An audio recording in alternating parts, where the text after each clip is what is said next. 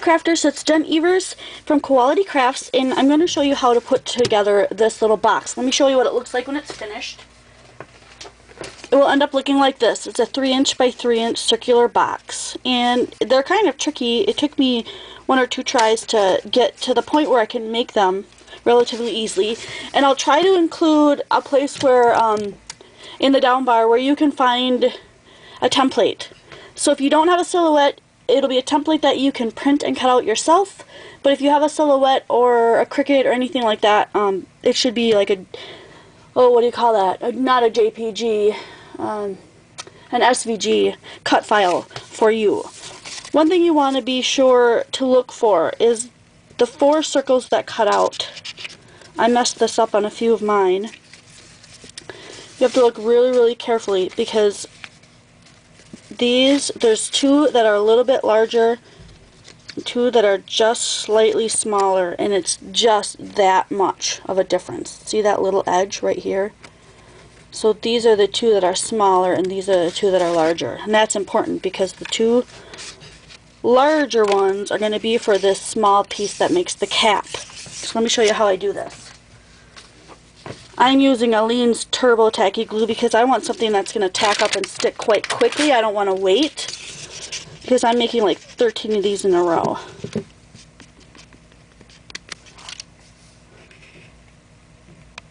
Alright, so I take the cover and I put a little bit of glue right here. And I smear it out with my finger because the thinner it is, the faster it dries. And I spin it around and I line up exactly where that meets. And I hold that with my thumb and my finger right there. And while I'm holding that, I'm going to bend down all these little tines that are going to hold it together.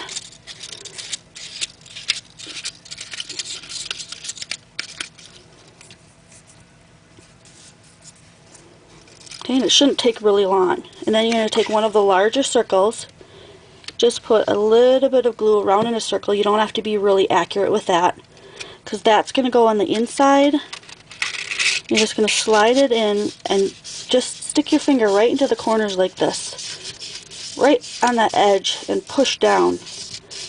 And cram the paper into that corner to make sure that it meets all the edges. And then I just run my finger around a couple times.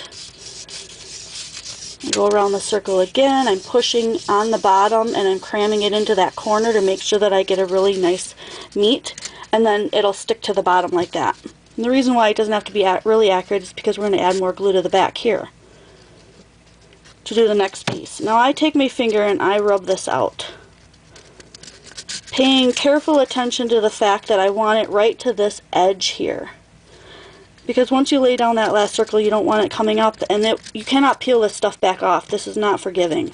It will rip your paper. Your paper will just come right off of itself like peeling off dead skin. It's not good.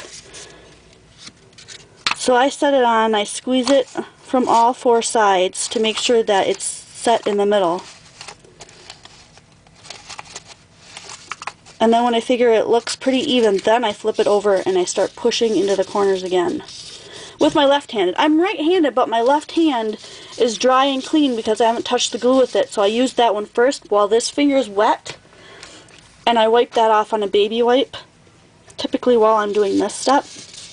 And as soon as that one's clean and dry enough, then I'll go in with my right hand and go back in.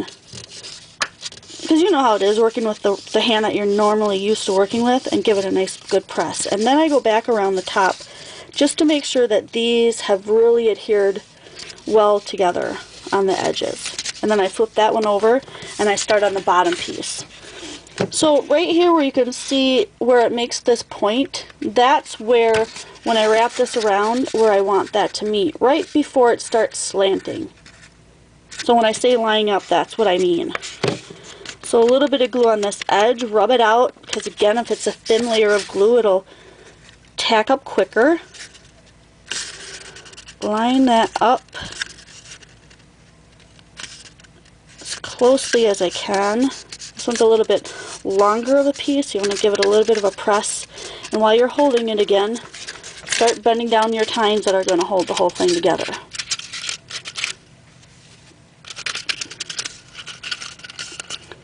Alright, and if that seems adhere, then you can let that go. Grab your next circle in the same step as we did for the lid. A little bit of glue on the inside of that. Tuck it down in there on all the sides. And this one you won't be able to see as well because it's just deeper. But I'm following the same step. I'm just giving it a push on that outer edge, making sure to cram it into that corner so that I get a nice clean fit and it sticks the bottom on. Then go around the edge with some more glue and wipe it out. Make sure you get right to the edge. That's the most important part. And then whatever glue you have left sticking to your finger, I usually wipe that right in the middle. Just wipe it off on there. That'll give it another place to grab onto. Pushing in this way from the sides is what I'm doing, pushing in to make sure that it is settled on the middle, and then flipping it over. Wiping off this hand while my left hand does the beginning work.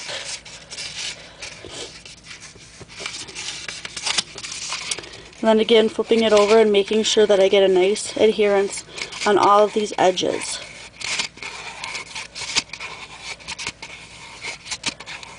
And that looks really good. So then what I'm going to do is I'm going to take that cap that I finished, and then put that right on top.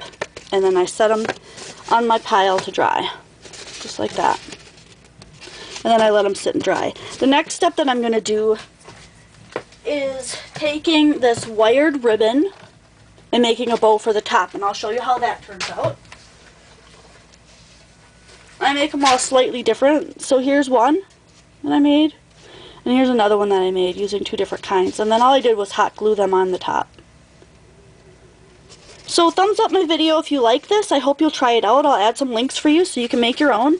And if you want to know how to make the bows, I'll do a video separately on those. Yeah, I'm not going to do the bow right now. But if you're interested in how I finagled the bows, I will definitely do a video. So leave a comment and I'll see you next video.